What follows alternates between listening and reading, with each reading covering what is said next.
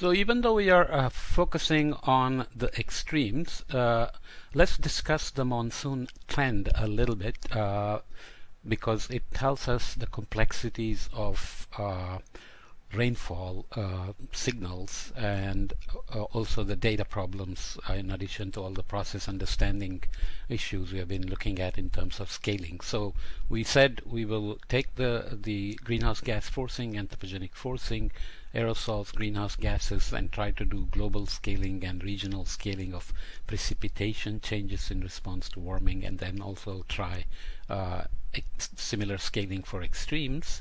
But what happens when we just look at the precipitation response regionally?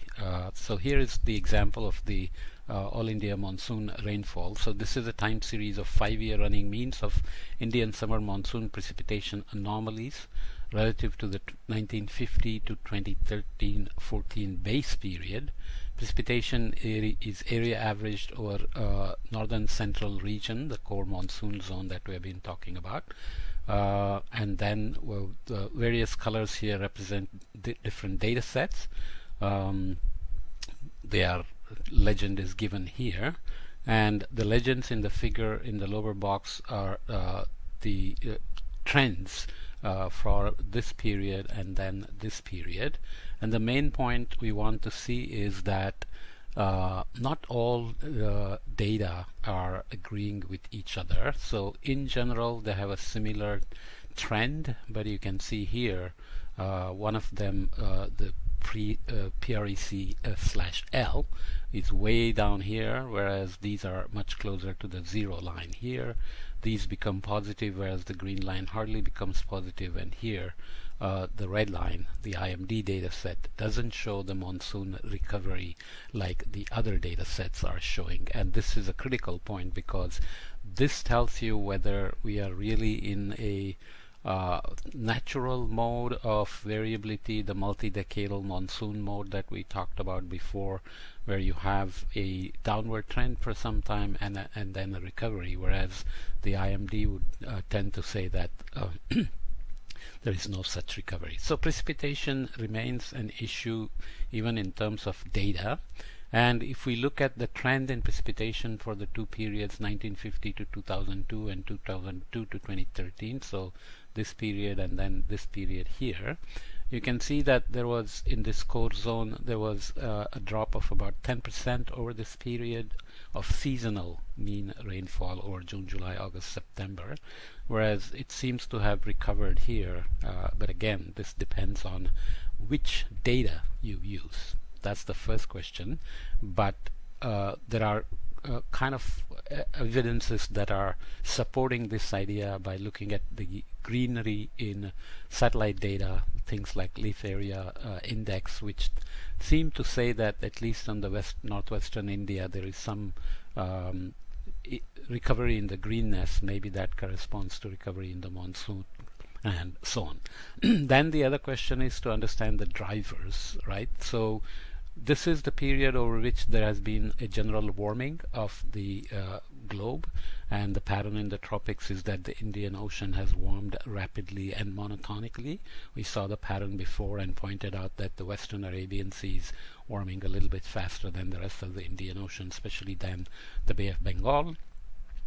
But if global warming is happening in the tropics, then you expect land to warm faster because it has lower heat capacity. In that case, you would think the land-ocean thermal contrast would favor a stronger monsoon, and this is what the models tend to do. They tend to produce a wrong historic trend compared to this data here.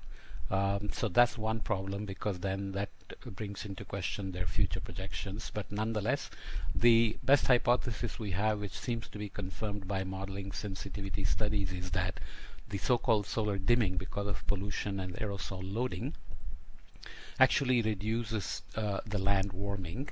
Hence, the land-ocean thermal contrast has not increased as much as we would expect, just based on land-ocean heat capacity contrasts. So there is the role of pollution and aerosols, but as we said before, Aerosols also affect directly the solar dimming, but indirectly the microphysics. So you could still have contradicting impacts on the seasonal mean rainfall trend versus the extremes. They can still make extremes more intense, more frequent, and duration can change, and so on and so forth. But we still have to answer this question about the multi-decadal mode versus the trend. And of course, the tricky part is that even if there is a multi-decadal mode, global warming can modulate natural variability. El Niños can change because of global warming, because global warming changes the winds, the water vapor, precipitation distribution, ocean heating, ocean thermocline changes, and so on and so forth. So net effect could be that the frequency, amplitude, and duration of El Niños can also change. Similar things can happen in the monsoon region. Nonetheless, going back to the IMD data, we can see here that the mean rainfall has shown these ups and downs. So we are here in this part, and this IMD data, as we said before, doesn't show a recovery after 2002, but this goes only up to 2000. So the standard deviation also changes here. So you can see that when the rainfall is in the lower multi-decadal phase, the variability or the variance is high, and vice versa. When the rainfall mean is high, the variance goes down. And we have also we had also mentioned the contradictory trends in the spatial variability of the mean versus the extremes, which we will look again in the next podcast or so. So this is still tricky, but if we go back to the paper by Roxy Matthew Cole and co-authors on the report that the continental rainfall has decreased over this period, here the slight recovery is not considered. A trend line is drawn over the whole period, and the argument is that the ocean has warmed, and that is potentially responsible for the drying of the continent because of this solar dimming. Of course, here you can see that a trend line is drawn, but you can also imagine that this is above the mean, long-term mean, and this is below the long-term mean. So you can still say there was some kind of a shift here, multi-decadal shift, rather than a trend. So these are always issues we have to worry about.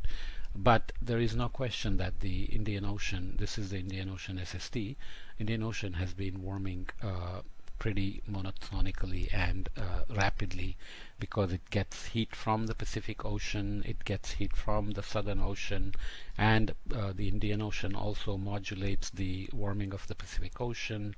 Indian Ocean warming is shown to modulate the Atlantic meridional overturning circulation, which is critical for the global thermohaline circulation, global heat budget, plus also potentially the position of the ITCZ.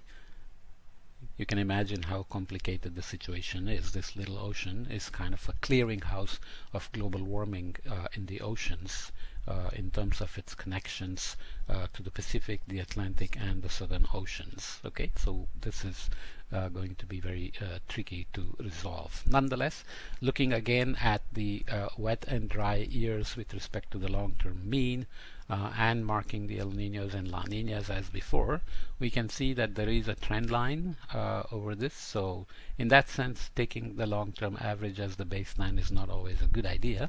Nonetheless, you can see that maybe there are more droughts in the recent period, but is that a multi-decadal mode, or is that, see here, there are more wet periods, fewer dry periods, fewer wet periods, more dry periods, and so on and so forth. So you expect that the trend will come from increased dry years, so that makes sense. So the question is, within the scaling of hydrological response and precipitation response to anthropogenic warming, the regional patterns may have other complications, like the impacts of aerosols and other pollutions and greenhouse gases that we have to worry about, in addition to the role of the greenhouse gases in the ocean warming, land warming, right? So that's something tricky. This is just a schematic to close this podcast. It's looking at the average conditions where you have a cool ocean and warm land in the summer months. Sun moves to the north and land heats up faster. So you set up the thermal contrast, you set up the convection, and then we said the condensation heating and the tropospheric heating drives the circulation, cross-equatorial circulation, and the moisture transport with the southwesterly jet. In the 1950 to 2002 period, land was cooler because of the solar dimming, and the ocean did warm because of the anthropogenic forcing. So that attribution is done. There are many studies there which, relatively speaking, increase the rainfall over the ocean, let's say tropical Indian Ocean, the marine ITCZ, and so on, and weakened the monsoon circulation and dried up the continent till 2002. And from 2002 there is some evidence that monsoon has revived, and this is something still to be watched carefully.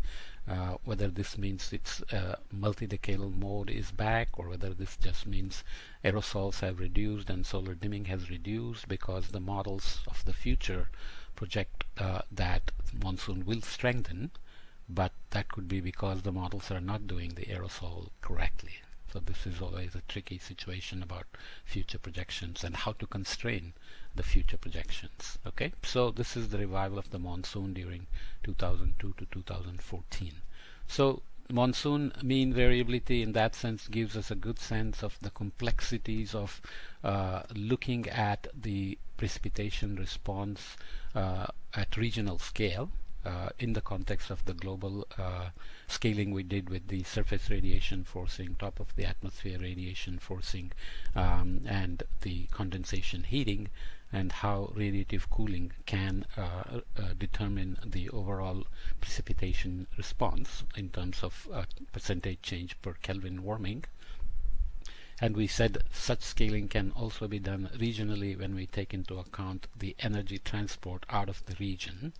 But here, obviously, it's a bit more complicated, so that has to be looked at in more detail. So we will now move back to the extremes and look at the extremes at intraseasonal time scale a little bit more. Okay.